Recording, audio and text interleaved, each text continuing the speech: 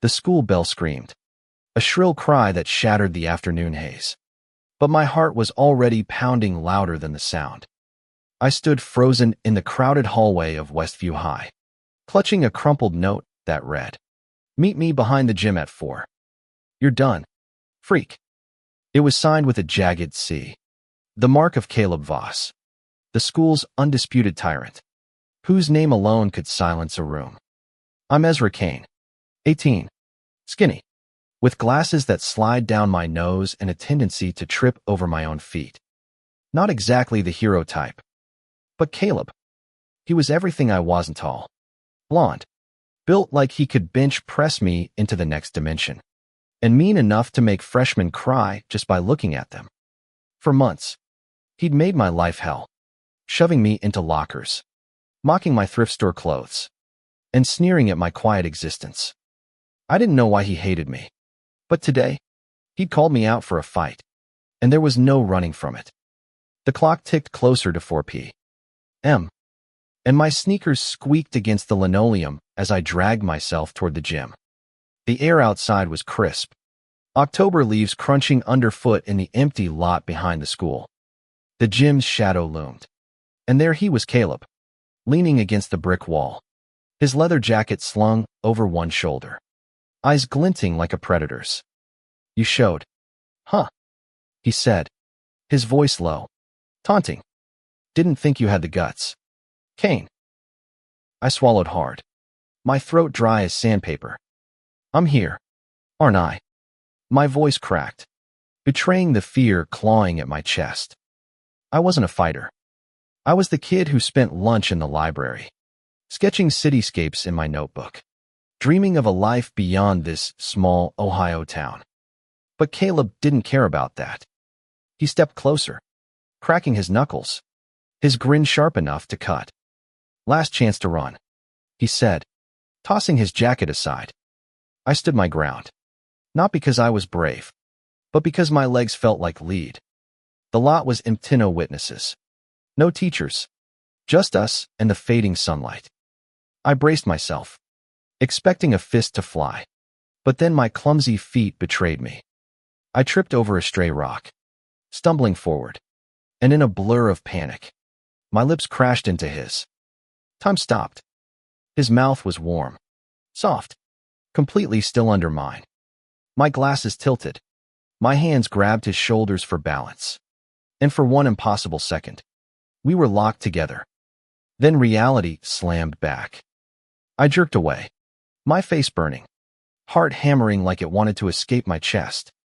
Caleb's eyes were wide, his cheeks flushed, his usual smirk gone. "What the hell was that?" he growled, but his voice shook, just enough to notice. "Two didn't mean to," I stammered, backing up, my hands raised like I could ward off his anger. "It was an accident." "An accident?" he snapped, stepping closer. His fists clenched, but he didn't swing. Instead, he stared at me, his blue eyes searching mine, like he was trying to solve a puzzle. "You stole my first kiss, you idiot." I blinked, stunned. "Your first." The words slipped out before I could stop them. Caleb Voss, the guy who dated half the cheerleading squad, who walked like he owned the world, had never been kissed. It didn't make sense. But the way his jaw tightened, the way his gaze dropped to the ground, told me it was true. "Shut up," he muttered, turning away, his shoulders rigid. "Just get out of here." I should have run. I should have bolted and never looked back. But something in his voice, raw, almost broken, made me stay. "Caleb," I said, my voice softer now, "why do you hate me so much?" He froze, his back still to me. The silence stretched, heavy, until he finally spoke, barely above a whisper. "I don't hate you." My breath caught. The world tilted, just a little, like the ground wasn't as solid as it used to be. Before I could respond, he grabbed his jacket and stormed off, leaving me standing there, the taste of his lips lingering like a secret I didn't know how to keep. That night, I couldn't sleep. My tiny bedroom, cluttered with sketchbooks and secondhand novels. Felt too small to hold the chaos in my head. I kept replaying the moment, the trip, the kiss, the way Caleb's eyes had softened for a split second before he shut down. I wasn't out. Not really. I'd known I was gay since middle school. But in a town like ours, you kept that quiet. Had Caleb seen something in me? Was that why he'd targeted me all these months? The next day at school, I braced for the worst. I expected Caleb to spread rumors, to turn the accidental kiss into another weapon to humiliate me. But he didn't. He avoided me entirely, his usual swagger subdued as he passed me in the halls. His friends, guys like Derek and Mike, who followed him like loyal dogs, shot me confused looks, like they sensed something was off but didn't know what. By lunch, I couldn't take it anymore. I found Caleb alone in the courtyard, sitting on a bench under a bare oak tree, staring at his untouched sandwich. My heart raced as I approached, but I forced my feet to move. "We need to talk," I said, my voice steadier than I felt. He looked up, his expression guarded. "About what?" "You know what," I said, sitting across from him, my hands fidgeting in my lap. "Yesterday. What happened?" He leaned back, crossing his arms. "It was nothing. A mistake." "Then why are you acting weird?" I pressed, surprising myself with my own boldness. "You said you don't hate me.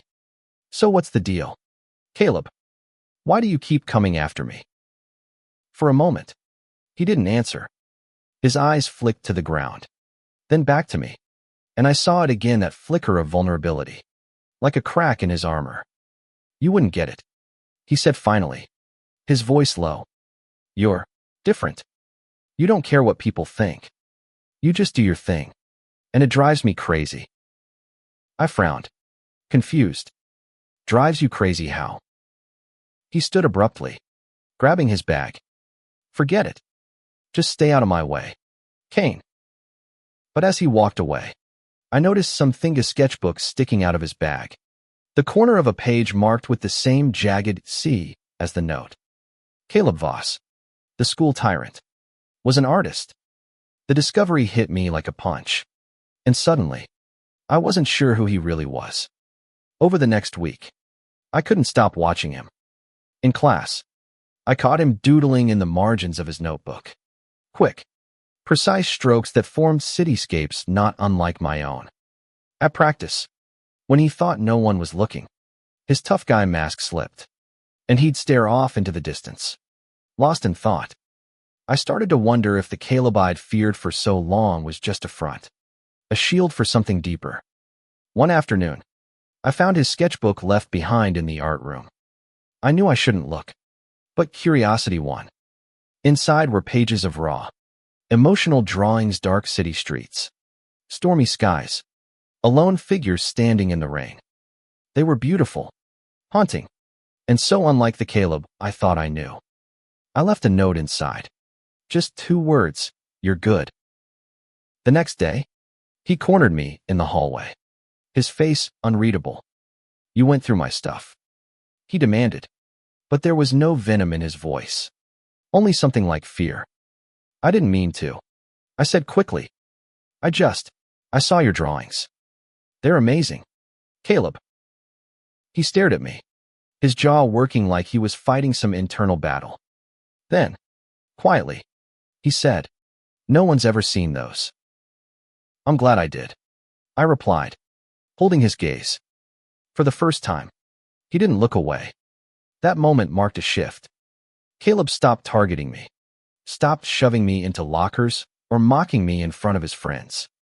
Instead, he started showing up where I was near my locker, in the library, at the park where I sketched after school. He didn't say much, but his presence felt different, like he was trying to figure me out as much as I was trying to figure him. One evening, as the sun dipped low, painting the park in shades of gold, I found him sitting on a bench, sketchbook open. "Mind if I join you?" I asked, my voice tentative. He shrugged, but slid over to make room. We sat in silence, sketching side by side, The only sound the scratch of pencils on paper. When he finally spoke, his voice was soft, almost hesitant. Why aren't you scared of me anymore, Ezra?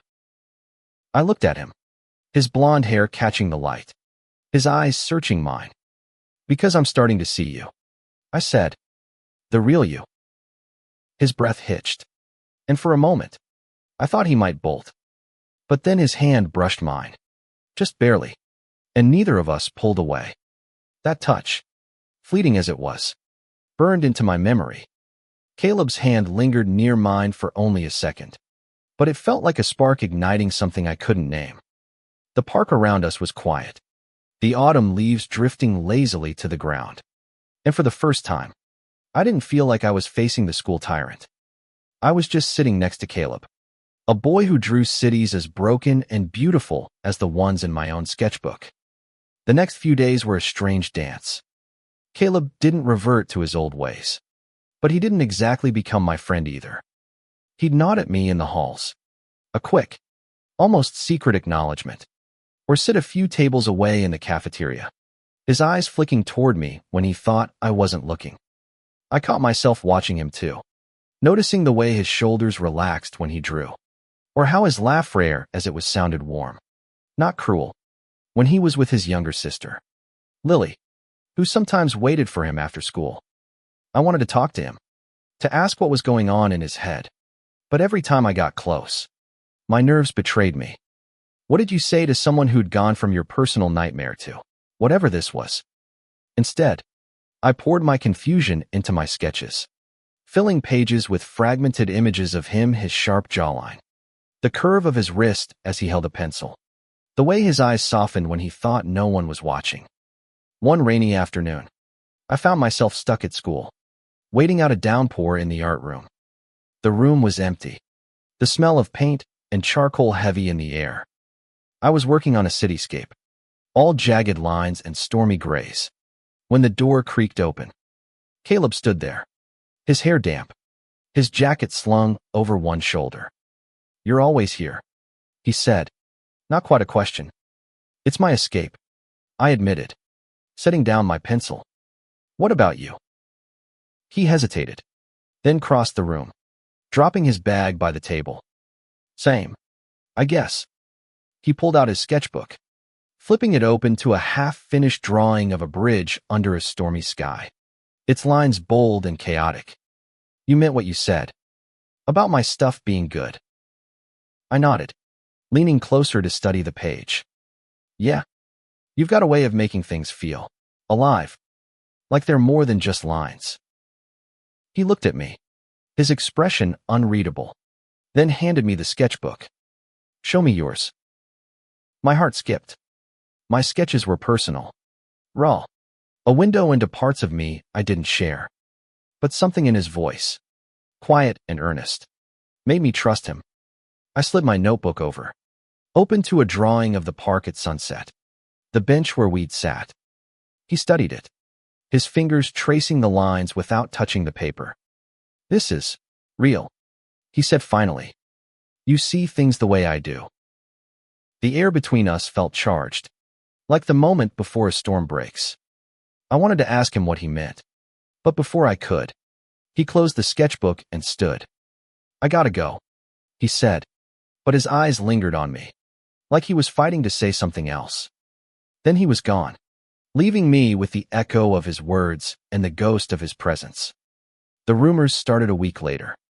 I don't know who saw what, or if Caleb's friends had picked up on his change in behavior, but whispers followed me through the halls. Ezra's got something going with Voss. One kid muttered in history class. Heard they were alone behind the gym. Another said, snickering. My stomach churned. In a town like ours, where being different could make you a target, rumors like that were dangerous. I found Caleb at his locker, his face stormy as he slammed it shut. You hear what they're saying? I asked, keeping my voice low. Yeah, he said, not meeting my eyes. It's stupid. Just ignore it. But he didn't ignore it. That afternoon, I saw him snap at Derek, one of his closest friends, when he made a crude joke about us. Caleb's fist clenched, And for a second, I thought he'd throw a punch. Instead, he walked away, leaving Derek looking confused and a little scared. I caught up with him in the parking lot, the rain starting to fall again. "Caleb, wait," I called, jogging to keep up. "What's going on? Why are you so mad?" He spun to face me, his eyes blazing. "Because they're not wrong. Okay." His voice cracked, raw and desperate. "I don't know what this is. Ezra, I don't know why I can't stop thinking about you, or why that stupid kiss is stuck in my head. But it's messing me up, and I hate it." I froze, my heart pounding so loud I was sure he could hear it. "You think about me." He laughed, a bitter sound, running a hand through his wet hair. "You're clueless, aren't you? I've been watching you for months. Not just to mess with you. I don't know why, but you're different. And it scares the hell out of me." The rain soaked through my jacket, but I barely noticed. Caleb Voss, the guy who'd made my life miserable, was standing in front of me, confessing something I never could have imagined. "I'm scared too," I admitted, my voice barely above a whisper. "But I don't hate it." His eyes widened, and for a moment, we just stood there, the rain blurring the world around us. Then he stepped closer, so close I could feel the heat of him despite the cold. "What are we doing, Ezra?" he asked, his voice low, almost pleading. "I don't know," I said honestly, "but I want to find out." He didn't move, didn't speak, but his hand found mine, his fingers curling around my own, tentative but firm. The rain hid us from the world, and in that moment, it was just us 12 boys, scared and unsure, but holding on to something real. The weeks that followed were a blur of stolen moments.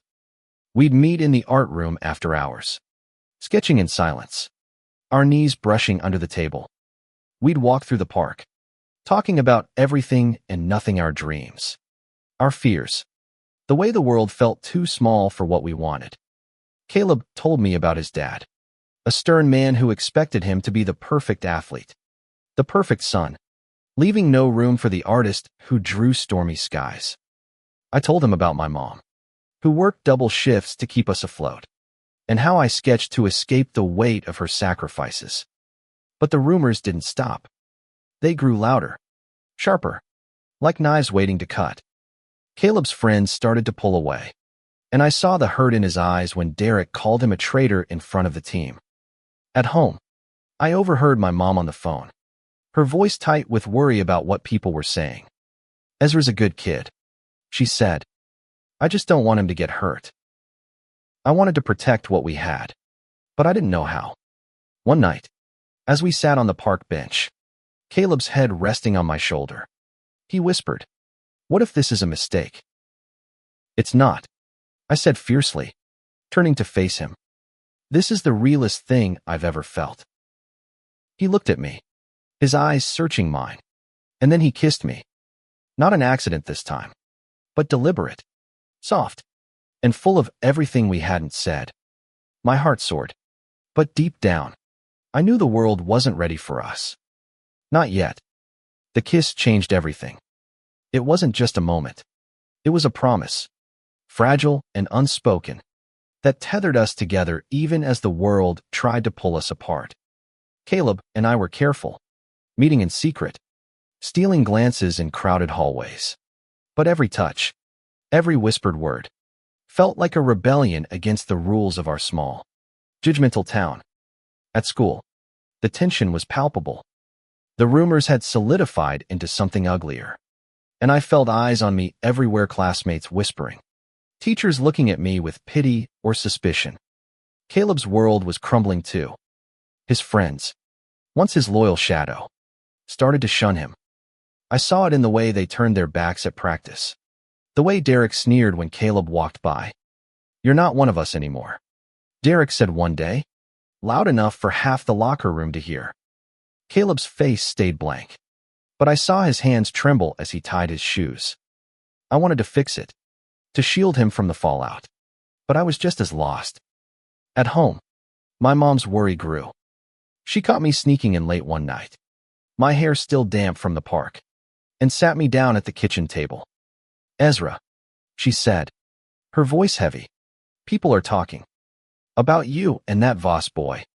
Is there something you need to tell me?" I wanted to tell her everything about the kiss, about Caleb's drawings, about the way my heart raced when he smiled. But fear choked me. "It's nothing, Mom," I lied, hating myself for it. She didn't push, but her eyes said she knew more than I wanted her to. Caleb was struggling too. One evening, as we sat in the art room, he told me about his dad's latest lecture, how he'd found Caleb's sketchbook and called it a waste of time. How he demanded Caleb man up and focus on football. "He doesn't know me," Caleb said, his voice breaking. "He doesn't want to." I reached for his hand, my fingers threading through his. "I know you," I said, "and I see you. All of you." He looked at me, his eyes bright with unshed tears, and pulled me into a hug. It was the first time he'd let himself be that vulnerable, and I held him tightly, feeling the weight of his pain and the strength it took to carry it. But secrets don't stay secret in a town like ours. The breaking point came during homecoming week, when the school was buzzing with excitement, pep rallies, banners, the whole cliché. Caleb was supposed to be the star of the game, the quarterback everyone cheered for. But he was distracted, quieter than usual. I noticed it in the way he fumbled passes at practice, the way his eyes kept finding me in the bleachers. On the night of the game, I sat in the stands, sketching to calm my nerves. The crowd roared as Caleb led the team onto the field, his helmet gleaming under the stadium lights. But something was wrong. Halfway through the second quarter, he missed a crucial play, and the coach benched him. The crowd's cheers turned to boos, and I saw Caleb's shoulders slump as he sat alone on the sideline. After the game, I found him behind the bleachers, his uniform muddy, his face pale. "I screwed up," he said, his voice hollow. "They hate me now." "They don't know you," I said, stepping closer. "You're more than this game, Caleb. You're more than what they want you to be." He looked at me, his eyes raw with emotion, and then he kissed me, right there in the shadows of the bleachers. It was desperate, reckless, like he was pouring everything he felt into that one moment. But before I could kiss him back, a flashlight beam cut through the darkness. "Hey!" a voice shouted. It was Derek, flanked by two other players, their faces twisted with disgust. I knew it. "You're a disgrace, Voss." Caleb pulled away, his breath ragged. "Get lost, Derek," he said, but his voice shook. Derek stepped closer, his sneer vicious. "You think you can just do this? In front of everyone? You're done here." I grabbed Caleb's arm, my heart racing. "Let's go," I whispered. But Derek wasn't done. He shoved Caleb hard, and I stepped between them, my hand shaking. "Back off," I said, my voice louder than I expected.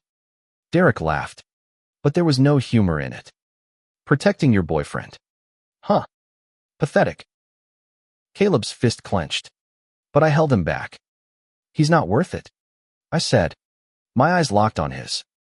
For a moment, he looked like he might swing anyway, but then he nodded, and we walked away, leaving Derek shouting after us. That night, Caleb showed up at my house, his eyes red, his jacket slung over his shoulder. My mom was at work, so I let him in, and we sat on my bed, the silence heavy between us. "I'm sorry," he said finally. "I didn't mean to drag you into this." "You didn't drag me," I said, taking his hand. "I'm here because I want to be."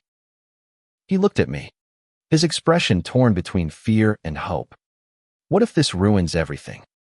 My dad, the team, school. What if it's too much? "Then we'll figure it out," I said, my voice steady despite the knot in my chest. "Together." He leaned his forehead against mine, his breath warm against my skin. "I don't deserve you," he whispered. "You do," I said, and I kissed him, slow and deliberate, letting him know I meant it. But the world wasn't done with us. The next day, someone had spray-painted slurs on Caleb's locker. The principal called us both in, his face grim as he asked about the rumors, about the scene behind the bleachers. I wanted to scream that it wasn't fair, that we weren't doing anything wrong. But Caleb spoke first, his voice calm but firm. "It's true," he said. "I'm with Ezra, and I'm not ashamed of it." The principal sighed, rubbing his temples. "This is a small town. Boys. People talk. I can't protect you from that."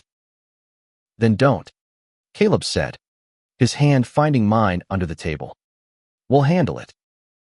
I squeezed his hand, my heart swelling with pride and fear. We were out now, whether we were ready or not, and there was no going back. Coming out was like stepping into a storm. The school was a battlefield of whispers and stares, and Caleb and I were at the center of it. Some kids avoided us, others threw insults, and a few surprisingly offered quiet support. A girl from my art class, Mia, slipped me a note that said, "You're brave. Keep going." It was small, but it kept me grounded. Caleb's life was harder. His dad found out through a neighbor, and the fallout was brutal. Caleb told me about it one night as we sat in the park, the same bench where we'd first connected. He called me a disappointment. He said, his voice flat, said I'm throwing my future away. He won't even look at me now. I wanted to fix it, to take away his pain, but all I could do was hold his hand. "He's wrong," I said. "You're not a disappointment. You're incredible." He gave me a small, sad smile. "You're the only one who thinks that." "That's enough for now," I said, and I meant it. At school, Caleb quit the football team. The coach tried to talk him out of it, but Caleb was done pretending to be someone he wasn't. He started spending more time in the art room, his drawings growing bolder, more vibrant, like he was finally letting himself breathe. I loved watching him work, the way his focus sharpened, the way his hands moved with purpose. But the harassment didn't stop. One day, I found my sketchbook torn apart, pages scattered across the art room floor. Caleb was there when I saw it, and his face darkened. "This is my fault," he said, his voice tight with guilt. "No, it's not," I said, kneeling to gather the pieces. "This is them, not us." He helped me pick up the pages, his hands careful, like he was handling something precious. "I hate that you're going through this because of me," he said. "I'd go through it 100 times if it meant being with you," I said, and his eyes softened, a warmth breaking through the storm. That afternoon, we decided to fight back not with fists, but with art. We started a mural in the art room, a massive cityscape that blended our styles, me sharp, angular lines and his sweeping, emotional curves. It was a declaration, a way of saying we were here, we were together, and we weren't hiding. The mural became a quiet revolution. Kids started stopping by to watch us work.